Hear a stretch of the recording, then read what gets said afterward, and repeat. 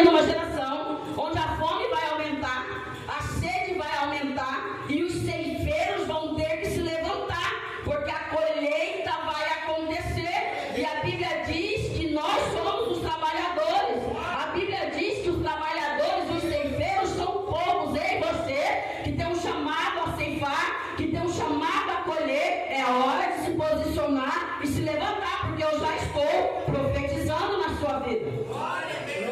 A Bíblia vai dizer que João Batista, ele não veio pregando mamão com açúcar. E eu acho engraçado hoje, as igrejas hoje você não pode mais bater no povo, mas a Bíblia vai dizer que Deus corrige aquele que ele... Se você não está sendo corrigido, você já está sendo rejeitado. Porque se Jesus me trata na correção, é porque eu preciso da correção. A dor, ela não vem para me matar, ela vem para me corrigir, porque a dor é pedagógica. A dor, ela vai nos ensinar alguma coisa. Então, quando eu estou no meu maior processo de dor, quando eu estou no meu maior processo de dor, né, de dor interna, de não entender porque às vezes estão me humilhando, de não entender porque às vezes as pessoas estão falando, fazendo tanta coisa errada. Eu não sei se você tem um chamado de intercessão, mas às vezes você olha para o mundo e você fica angustiado. E essa angústia precisa ser digerida, porque é Deus gerando o seu milagre. Então, quando eu estou em aperto, eu lembro da uva esmagada. Eu falo, produz em mim, Jesus, o azeite. Quem quer azeite aí, produz em mim, Jesus, o azeite. Porque a gente está parecendo aquelas mulheres. A Bíblia vai falar de 10 virgens. 5 tinha e 5 não. As que não tinha azeite, tinha comprado um pouquinho talvez, né? E tinha levado só um pouquinho, mas não durou tanto, acabou.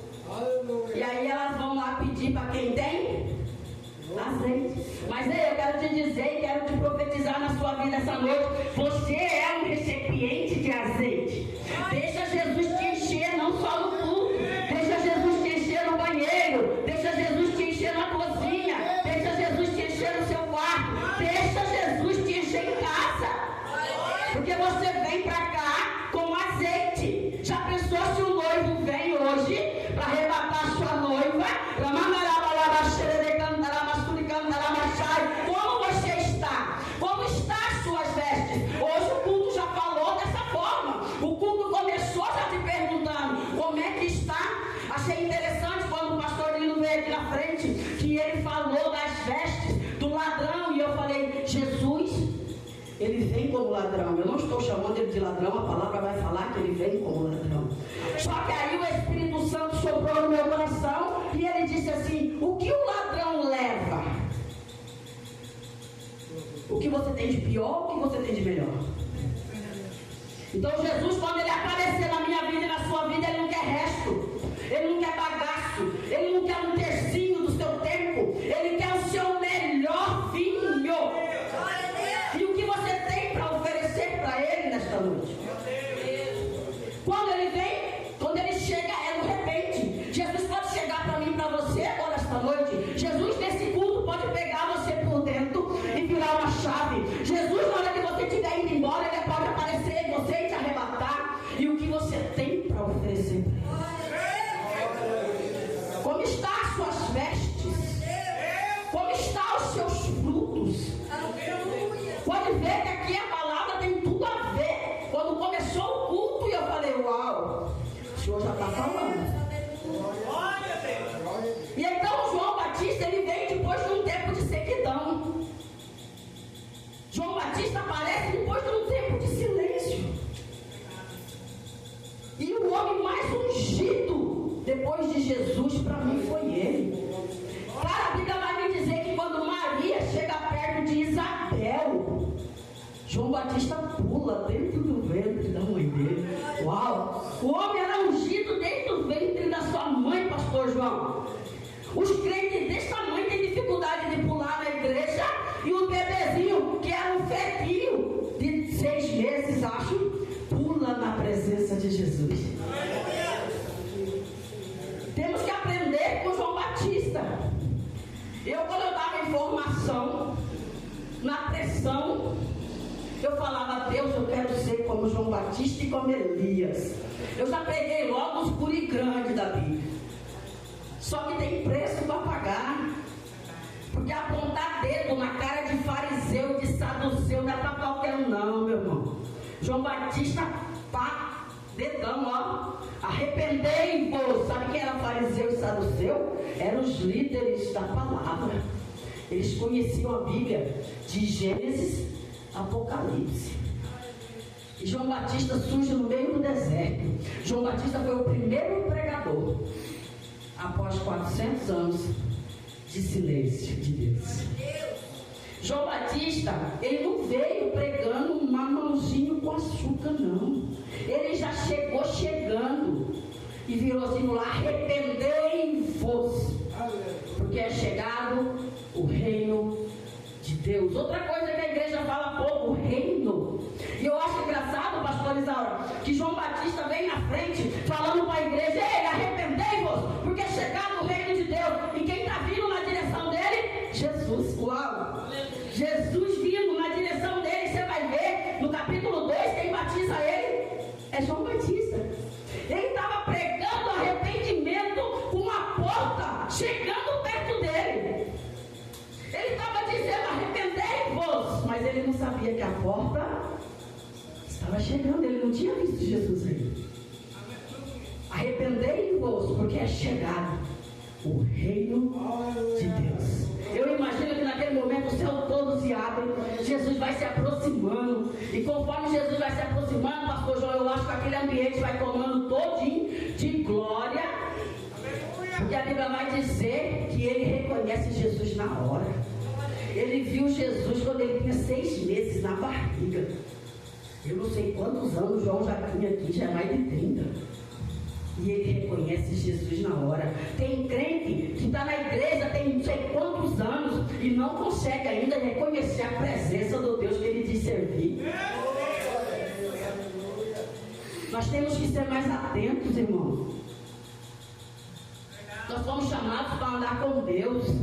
Nós somos chamados para passar a eternidade no colinho do Pai.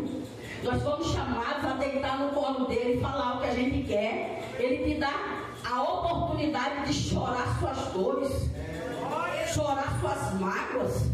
Ele quer curar nesta noite.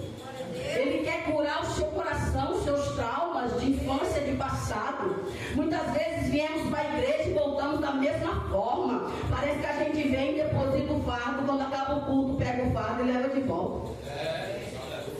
Parece que Jesus não está mais atuando na igreja. Ei, nós temos que entregar o nosso coração incrédulo para Ele, porque Ele sabe o tamanho da nossa incredulidade. É mais fácil a gente acreditar numa água com açúcar para me acalmar quando eu estou nervoso do que uma hora de oração. Nós trocamos Jesus até com um copo de água com açúcar. Porque a Bíblia diz assim: estás aflito? Bebe água com açúcar. Ou ele fala: estás aflito, ore. Então o remédio para a aflição é oração. E nós muitas vezes preferimos beber maracujá, né? Suquinho de maracujá. Eu trabalho para aquele que em mim descansa. E a gente às vezes bebe maracujá para dormir, né? Aí eu quero perguntar, porque nós vamos falar sobre isso hoje. Frutos, vestes. Nós vamos estar preparados. Você vai sair daqui. A boa mensagem não é aquela que você sai feliz com o pregador, não. É aquela que você sai triste com você mesmo. Porque aí você vai para casa pensando: para onde eu estou indo? Que tipo de pessoa eu sou? Porque você pode esconder do pregador, mas de Jesus não. Ele está lá no seu quarto. Quando você está pensando, ele vê. Quando você está no banheiro, não tem? Ele vê. Quando você está no celular, ele vê. Então não tem como esconder. Tem um da Bíblia que eu acho que foi Davi, que ele fala: para onde eu irei? Se eu for para o céu, o Senhor está lá. Se eu for para o fundo do mar, o Senhor também está lá. Não tem para onde correr. Esse é o Deus que eu amo, porque Ele me cercou até me alcançar e me conquistar. Ele me amou primeiro, eu nem sabia que Ele está espreitando você. Glória a Deus. Então a mensagem de João Batista era o quê? Para se entrar no reino, necessita de arrependimento. Jesus estava se aproximando, Jesus é o reino. Coincide com a aparição dele, como a gente estava falando aqui, Jesus estava vindo e João Batista pregando. É como se ele falasse assim, para vocês entrar na porta, precisa de uma chave. E essa chave se chama arrependimento. Tem cristão que está na igreja até, nasceu na igreja, vai morrer na igreja e não se arrependeu do que faz com a mulher, do que faz com os filhos, do que faz com os amigos, entendeu? Do que faz escondido. Não se arrependeu da pornografia que vê quando está sozinho. Não se arrependeu de nada ainda. É só Jesus. Então ele vai falar que ele é a porta, ele é a porta para entrar no reino, ele é o caminho para entrar no reino, ele é a verdade que é o arrependimento e a chave para entrar no reino. Sem arrependimento não tem porta. Porque se fosse de outra forma, o primeiro pregador, depois de 400 anos, viria pregando outra coisa. Ele falou para assim, ó, vocês estão tudo bonitinho, falta uma coisa, arrependam-se. Arrependam-se. E o arrependimento não é igual na igreja católica não, você senta com o padre, com a pastora, né? Ô pastora, eu fiz isso. Não é, o arrependimento é no seu coração. A circuncisão é o corte que ele faz no seu coração. Um deles falou aqui que a espada vai cortar de um lado, acho que foi o pastor Nilo, de um lado ou do outro, ela vai cortar. A circuncisão no nosso coração é feita pela espada de Jesus Cristo. Você vai sair daqui hoje com esse corte. E não é para mim que você tem que confessar seus pecados, a não ser que ele fale. Chame a pastora, chame o pastor, chame ela e confesse. Mas os seus pecados, quem sabe é o Senhor. Tem pecado que ele vai curar no seu secreto. Mas eu vou te falar pela minha experiência, tem pecado que ele vai fazer você confessar aqui na frente, para que todos saibam. Porque ele pega até o nosso pecado para corrigir a igreja. Às vezes o seu pecado, que você perdeu aquela vontade de se cobrir, não tem? De usar folha de figueira para se tampar. Ele pega o seu pecado, pede para você contar para a igreja, porque às vezes tem 1, 2 ou 3 que ainda está com vergonha de contar. Mas quando ele vê que você perdeu a vergonha, você ficou nu diante do Senhor, sem vergonha, e aí ele vai fazer o quê?